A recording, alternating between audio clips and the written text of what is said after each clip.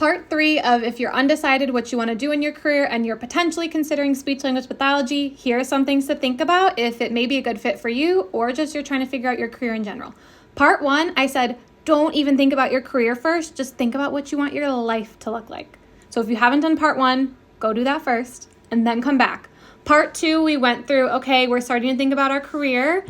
Are you introverted or extroverted? What gets you into that flow state? Do you want to work remotely, in person, hybrid, stuff like that? And we talked a little bit about student loans, which I highly suggest that if you're taking a ton of student loans out to become an SLP, PT, OT, maybe don't. The nicest way to say that. Finances and income potential. Again, think about what you want your life to look like. Rent is so expensive. Mortgages are so expensive. I'm living with my mom right now because it is so expensive to live, and it's not any of our fault, but unfortunately as SLPs teachers, we don't make a lot of money.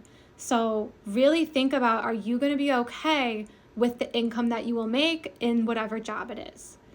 Next, shadow and ask honest questions to SLPs, whoever you want to go into. Like literally reach out on LinkedIn, reach out to people you know, shadow it, think of like, could I do this every single day in and out for potentially the rest of my life?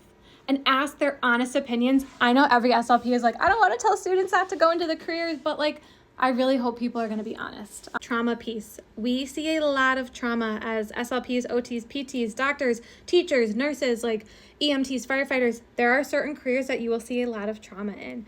And is that something you're okay with? You got to ask yourself that. Am I okay seeing these really hard stories?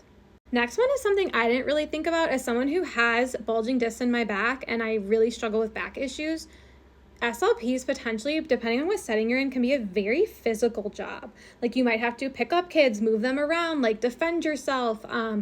If you're working with brain injury patients, you might have to be moving them. Like there's a lot of physicality that could potentially come into the job. So also think about that. Is it physically something that you want to do or can do? Now with a lot of my chronic illness and chronic pain stuff, I would really struggle being in an SLP job all day. That's actually why I quit. This got longer than I thought, so follow along part 4. I'm just going to touch on the last 3 things and hopefully this is helpful.